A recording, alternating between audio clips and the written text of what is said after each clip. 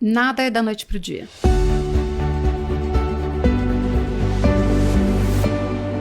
A grande dificuldade foi ter a disciplina. Ter a disciplina de que a gente sabe que a gente tem que entrar no trabalho às 9, no mínimo até às 6 você vai estar lá, no mínimo. Beleza, então o horário que eu tenho vai ser antes das 9.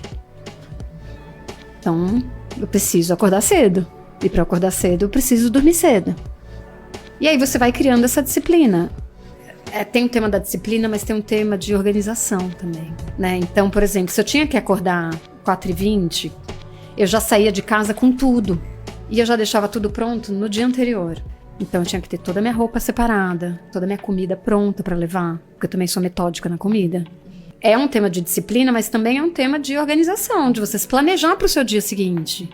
E isso vale para o seu treino e vale para o trabalho.